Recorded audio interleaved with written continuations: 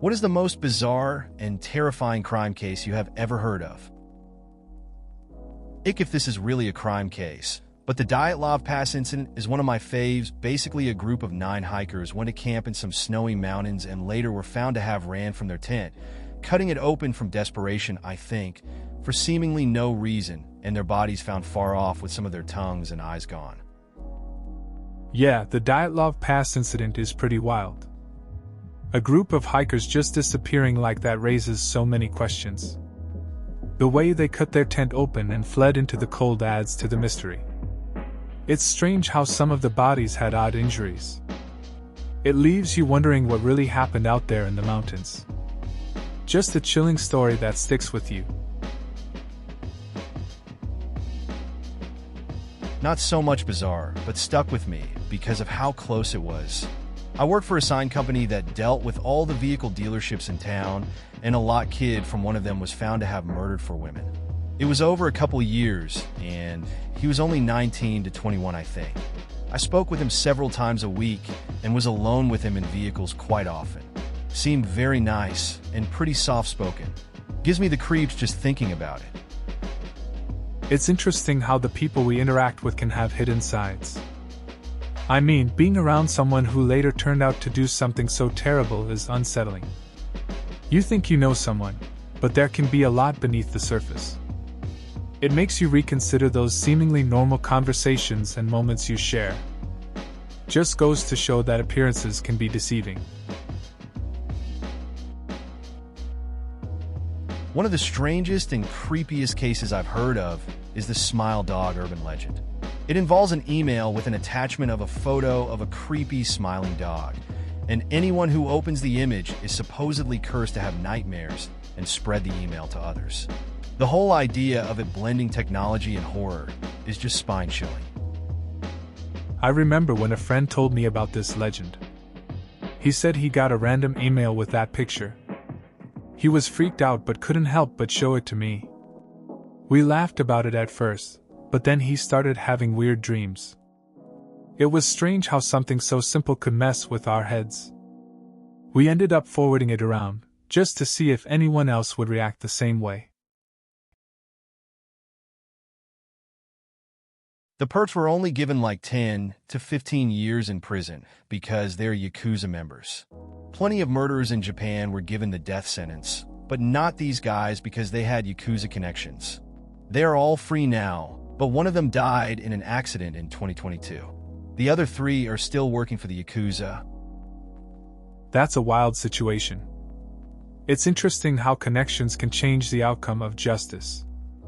It makes you think about the system and who gets what. The fact that some are still active in the Yakuza is kind of unsettling. Guess some people never really leave that life behind. Tragic about the one who died, though. Just shows how unpredictable things can be in that world.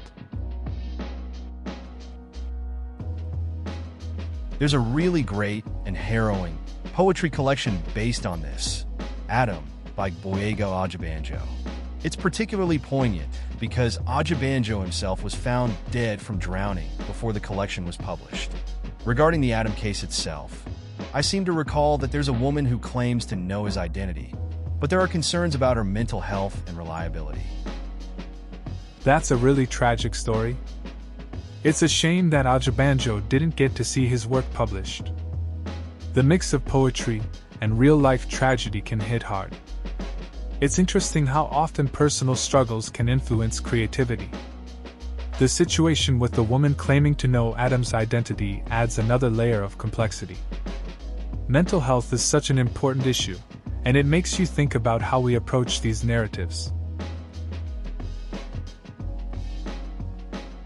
Is the Springfield 3 the one where their light bulbs were smashed? I think about that sometimes, as one podcaster thought they might have been picked up and thrown over someone's shoulder and they knocked the lights with their shoes. Just so eerie.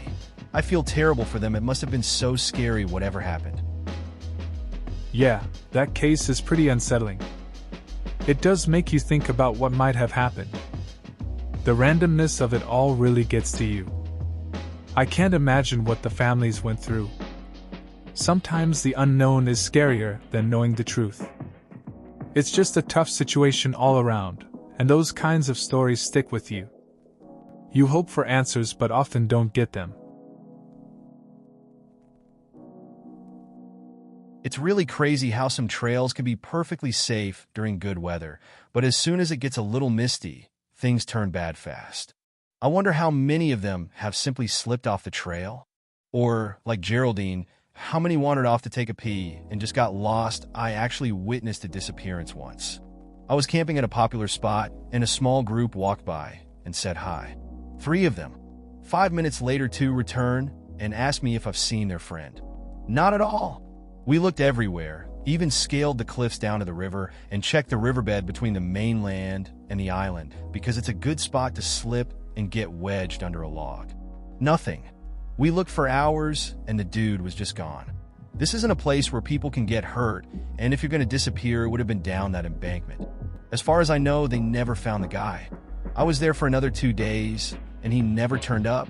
Just poof into thin air. That's wild. Just disappearing like that. It's easy to underestimate how quickly things can go wrong, especially in the woods. I can't imagine how those friends felt, searching for hours and coming up empty. It's unsettling to think about someone just vanishing. I've had my own moments in nature that made me feel small and lost, but nothing like that. Just a reminder to respect the outdoors and stay aware. If I remember correctly, he also had a daughter that helped get women. It's believed she was the anonymous source that contacted the police years before he was caught. I watched an episode of the podcast The Casual Criminalist on him. At the point where the script had a quote from the killer explaining why he did it, the host just said, "Nope, you don't get a voice," and skipped it. It's interesting how some stories just take a left turn. I had a friend who liked to dig into true crime stuff too. One day, he came across a case where the family actually helped catch the person responsible. It's wild how people can get involved in such dark things. Sometimes, though, it's better to skip what the guilty have to say. Not worth hearing. Life's complicated, but can be simpler without their words. I always wandered pretty far off trail to take a pee. I am very shy and prude about such things, and one of the most embarrassing things I could imagine is someone seeing or hearing me pee. Then I read about these cases, and now I just ask my companions to walk ahead, wait until they are at some distance, and pee with the trail still in clear sight in front of me. Not worth to risk anything over some embarrassment. That makes sense. It's smart to think about safety over embarrassment. I've had moments in the woods where I had to find a secluded spot, too. It's awkward, but sometimes you just gotta do what you gotta do. Better safe than sorry, right? At least now you have a plan in place. It's all about finding that balance between comfort and being cautious. Aileen Wuornos was more of a spree killer. The Green River Killer was active for years, and then just disappeared for 20 years. Obviously, they caught him, but I remember the panic in the street. I remember nights where those streets should have been full of people, but there was nothing because they were all terrified, and turned out to be a guy with a wife and kids who looked like everybody's next-door neighbor. This kind of story always hits hard. It's strange how everyday life can be interrupted by something so dark. Aileen Wuornos and the Green River Killer both left scars on communities. The idea that someone you might see every day could be hiding something so terrifying really makes you think about trust and familiarity. Those quiet streets tell a lot about fear lingering in people's minds. It's haunting. Please consider subscribing if you enjoyed. Love.